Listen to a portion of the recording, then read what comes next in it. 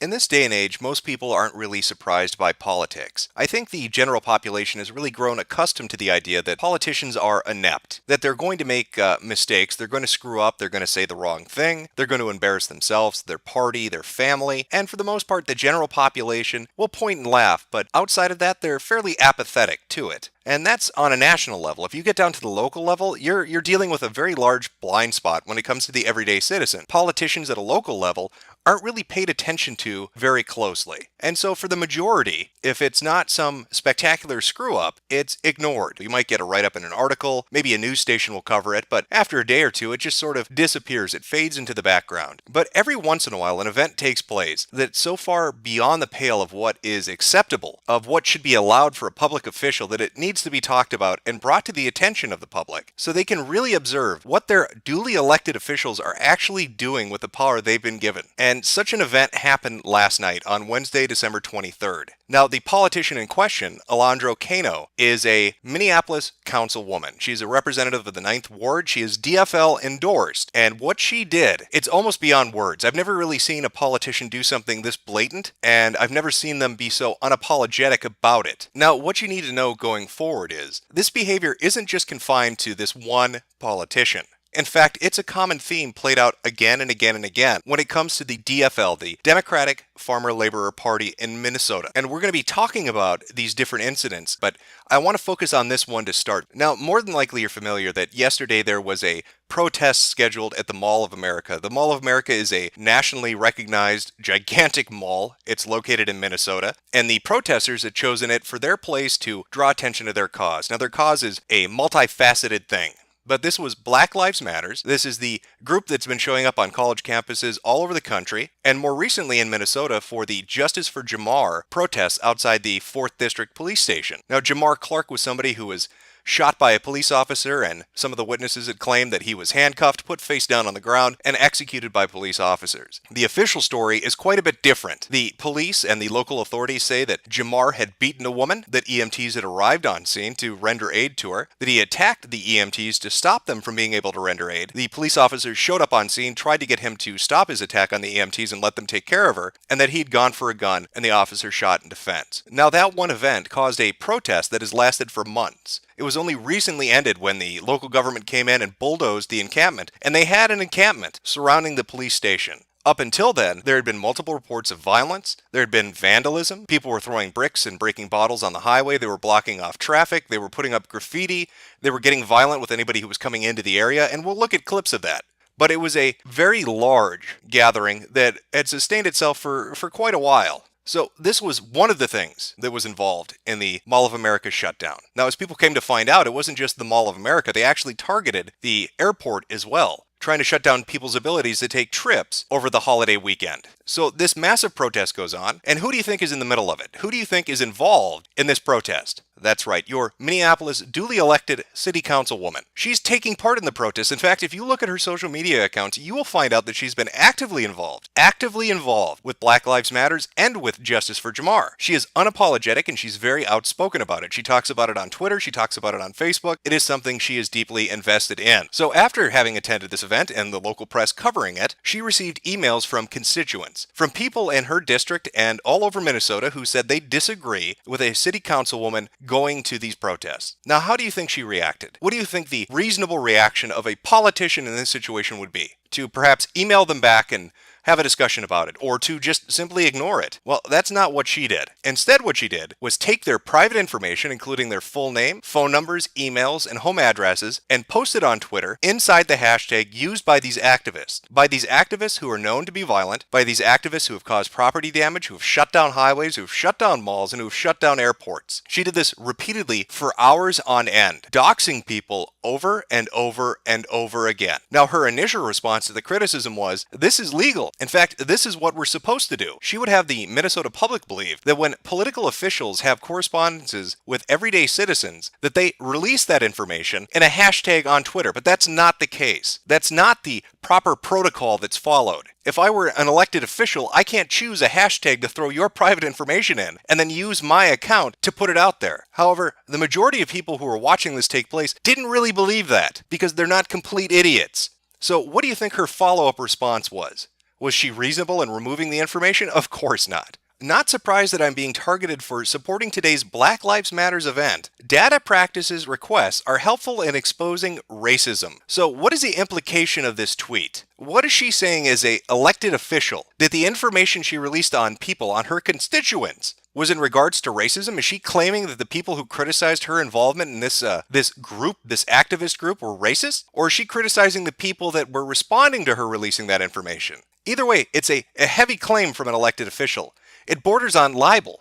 She's making a public written statement saying that anybody who disagrees with her and the people that she released information on are racist, with nothing to back it up. She is smearing their name publicly in an official capacity as she releases information related to her job. But of course, it's not just racists that are out to get her. No, it's misogynists too. This is another tweet she released after receiving more criticism. Many of us women of color are being targeted for standing up and speaking out. We need to support one another. So it's not just that the people who are criticizing her are horrible racist people that don't like black people. No, it's that they're misogynists and they hate women as well. Now, if you fast forward a few hours, interestingly enough, all those tweets mysteriously vanished. I'm not sure why that is. Maybe it has to do with the national media coverage, or maybe somebody at the DFL told her how badly she was going to get sued for doing something this preposterous, something this abhorrently wrong.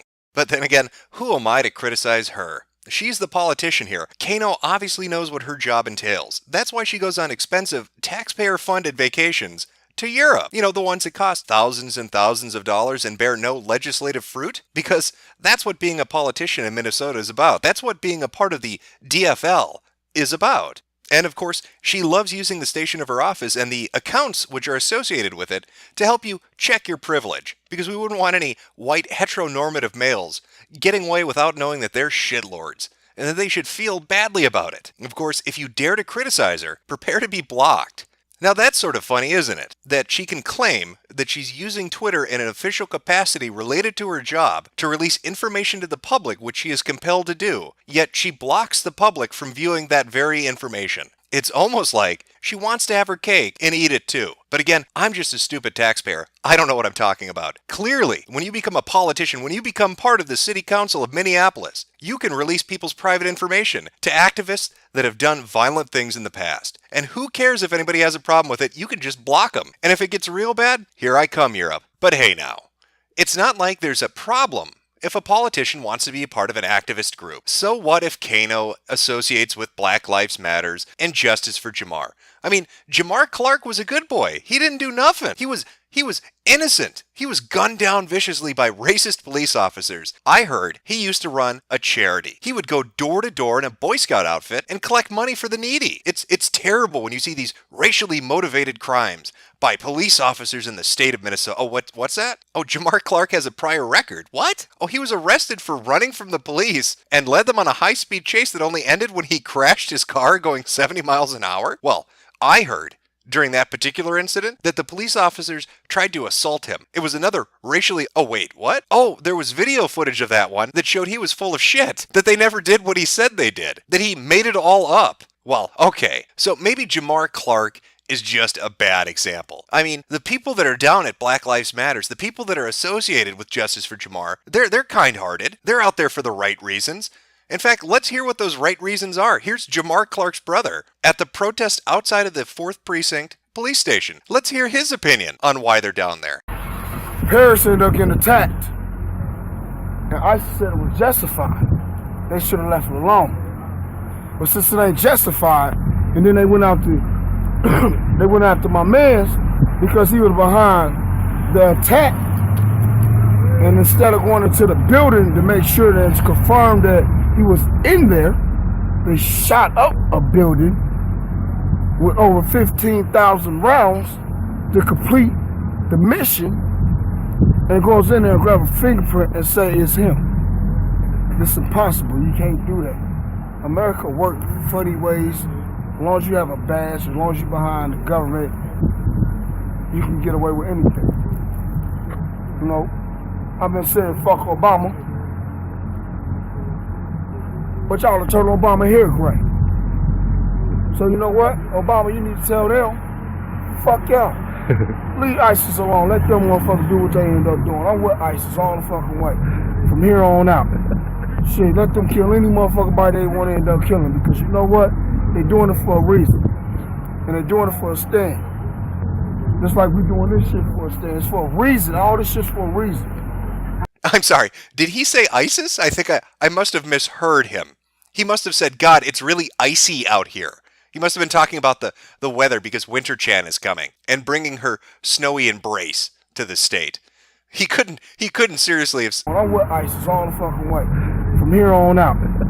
Shit, let them kill any motherfucker body they want to end up killing. Oh God, he did. He did really say that. And this was directly after the Paris attacks, where 100+ people were murdered in cold blood, and hundreds of others were injured? Alright, so I'll admit, maybe associating with movements that back career criminals, and have members directly related to it that support ISIS and terrorism, maybe that's a bad look. But it's not like people in the DFL itself ever said they support ISIS.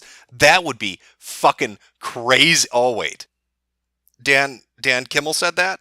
The same Dan Kimmel that was at a DFL fundraiser when he tweeted out, ISIS isn't necessarily evil. It is made up of people doing what they think is best for their community. Violence is not the answer, though. Well, at least he's a pacifist about it. You may remember this little incident. It happened, a little while ago, but it made some news. Oh wait, the whole international community picked up on it because it's insane. Why would you ever say this? Now, the DFL, they freaked out, and they probably kindly told him behind the scenes, hey, don't say that publicly. That's a bad idea, Dan. And maybe you want to withdraw from the race because you're never going to get elected. This is the perfect example of how to kill your campaign with one tweet, by the way.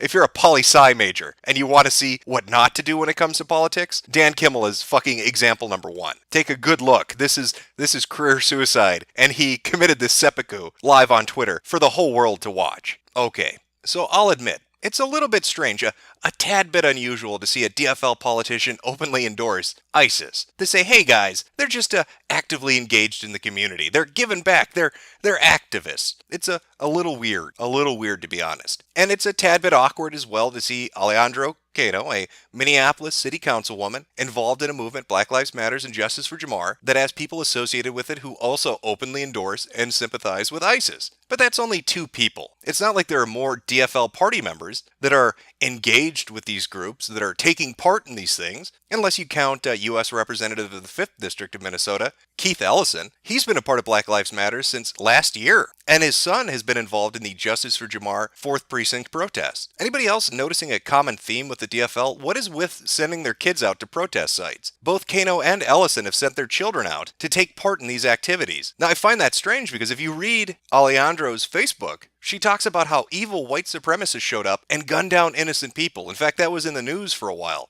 There was a shooting at the Justice for Jamar 4th Precinct protest. Now, if you read the news and you listened to politicians, namely politicians in the DFL, you were told that these were horrible racists who showed up just to shoot innocent people that were exercising their First Amendment rights. That's what you were told. But if you happen to watch the live streams or listen to witness accounts, it's a completely different story. I'll let the protesters for Justice from Jamar explain to you what happened from their perspective. Alright, so this is what happened though. Film you? Alright, so it's 3 people came up. One of them had a recorder and they instantly, when they came on the block, they was recording everything like this, like they were trying to get people's faces. So I was sitting down on the fire, my brother called my name and he told me to come here or whatever. And then everybody started rushing them at the same time. Tell them to take off their mask. They was saying, take off your mask. Why you got your mask on? They was like, we ain't gotta take off our mask. Fuck no. And they just kept having the camera in everybody's face saying, like, fuck no. Yeah, just moving it around and whatnot. So we go back, we go over here and shit. We trying to get them to move around, and it's people like we debating whether they white supremacists or not because one of them got a Black Lives Matter sign, but they all had their face masks on. They didn't want to uncover. And the cover, we tell them all you gotta do is the one that had the Black Lives Matter. I said all y'all gotta do is take off your mask. So somebody out the crowd punched one of them, they hit the gate over here. After that, one of them started reaching and backing up. I'm like, he got a gun. So after they hit the gate again, they hit this way. They went around the corner, somebody hit somebody else and they hit the gate one more time. And after that, they started running back and then the crowd started chasing them down there. I'm telling them like they got a gun, don't follow them, don't chase them down there. They got a gun, they reaching. And when they reaching for the gun or whatever. So they hitting the block, they running down the block and we turn around. I tell him like, no, we turning around. So he telling me to turn around. So I go back, and then we telling the crowd to come back. Like, come back, don't go down there. They got a gun. As soon as they continue to run after them, and then as soon as they got them down there, they try to get them to a spot where there weren't no cameras at, and they start opening fire. And they let off about 8 rounds, and they shot 5 people. So according to the people that were actually protesting there, 4 people showed up. They were a little too white for their liking. People demanded they show ID, demanded they take their masks off, demanded they identify why they were there. When the 4 people didn't comply, they were assaulted. They were punched and pushed against a fence by a group of people. These 4 men then try to leave and are chased by this group, eventually leading to one of them pulling out their firearm and defending themselves. That sounds a lot different from what Kano is talking about on Facebook and what other DFL politicians have been saying on social media. It almost sounds like they had a lynch mob chasing them and fired in self-defense. Okay, so you've got a Minneapolis city councilwoman, and you've got a U.S. representative, and you've got somebody who was running for office, all associated with the DFL, all associated with movements that have made supporting or sympathizing statements in regards to ISIS and have violently behaved in the past. You saw the video clips. I didn't make this up. I didn't pull it out of thin air. These are their words, not mine. But it's not like more people are involved. It's not like Keith Ellison and Mark Dayton are talking to one another about how to approach the Black Lives Matters protest and the Justice for Jamar protest. Oh, wait, they are talking. That's the same Mark Dayton that went up to St. Cloud, Minnesota, and told the people living there, if they didn't like the immigration policy of Minnesota, to get the fuck out of the state. Look around you. This is Minnesota, Dayton said. Minnesota is not like it was 30, 50 years ago. But this is Minnesota, and you have every right to be here. And anybody who cannot accept your right to be here, and this is Minnesota, should find another state. If you are that intolerant, if you are that much of a racist or a bigot, then find another state. Find a state where the minority population is 1% or whatever. It's not that in Minnesota. It's not going to be that again. It's not going to be that in St. Cloud or Rochester or Worthington. But he wasn't finished there either. He had a few more choice words for people who were concerned about immigration in Minnesota, and why wouldn't they be concerned about it? We recently, and this happened just in the last year or so, had 6 people from Minnesota who wanted to go across seas and join ISIS. They were actually going to use tax money to do that, by the way. Student loans. That's how they were going to finance their trip to go overseas and join a terrorist organization. But Dayton thinks you should shut the hell up. That's not something you should be concerned about. And if you are concerned about it, you're a racist. Here's another a gem from this town gathering that Dayton attended. Our economy cannot expand based on white, B-plus Minnesota-born citizens. We don't have enough. Now, for anyone who's ever paid attention to politics in Europe, that sounds awfully familiar to what the Labour Party in the UK told its citizens. We need to import immigrants. We can't sustain our economy without them. And if you have a problem with that, you're a racist and we should shun you. Now, that turned out to be a complete fabrication. It was complete and utterly made up. It didn't help the economy. It created cultural tensions in the country. And here we see Dayton and the DFL employing that exact same tactic. Because it worked. It worked in Europe when that was used. And of course, Dayton doesn't oppose opening the border in Minnesota, not just for people from Africa, but for people from Syria. Minnesota is one of the only states left that has an open border policy that wants Obama to bring in Syrian refugees. And again, don't you dare question it. The DFL will do your thinking for you. Now, one of the more interesting quotes from this particular article talking about this town hall meeting is the following. Another audience member took issue with the Minnesota chapter of the Council of American Islamic Relations accusing the organization of being supported by terrorists. CARE Minnesota Executive Director Jalani Hussein, who had previously addressed the crowd on its concerns on racial tension, said his organization is not affiliated with terrorist groups. As far as being called terrorists, the reality is that we are not a terrorist organization, Hussein said. We are a civil rights organization, and we are proud to be called bad names when we are challenging people to do the right thing. CARE does great work on building relations between the American Muslim population and the general public. Now, CARE might sound familiar to you, because they've also been involved in Black Lives Matter. They started openly supporting it back in September. But that wouldn't be the only reason you might have heard of them. Following the San Bernardino terrorist attacks, where, again, multiple people were killed by Islamic extremists, much like the Paris terrorist attacks, CARE ran to the aid of the families, facilitating legal fees, doing press conferences, and generally getting involved. God, am I the only one who's starting to sense a pattern when it comes to the DFL party in Minnesota? Here we have politicians at every level who associate with groups that have made extremist statements or support extremist organizations. Black Lives Matter, Justice for Jamar, CARE, they all seem to have some kind of connection with these politicians. DFL party members, whether they're Minneapolis City Councilwomen or U.S. reps or the governor of the state, all seem to have some kind of an opinion on this. And that opinion is to be taken as law, because if you have a problem with it, as Mark Dayton himself said, get the fuck out of the state. We don't care if you're upset about immigration. We don't care if you have security concerns. You're going to accept it. Because if you don't, we're going to call you a racist. We're going to call you a bigot. We're going to abuse our office, much like Kano did, and release your private information in a hashtag used by people that have expressed sympathy for ISIS. And yet, this is the party that has the most political power in Minnesota. This is why we live in a blue state, because they can push this social agenda and use their office to make sure that their party politics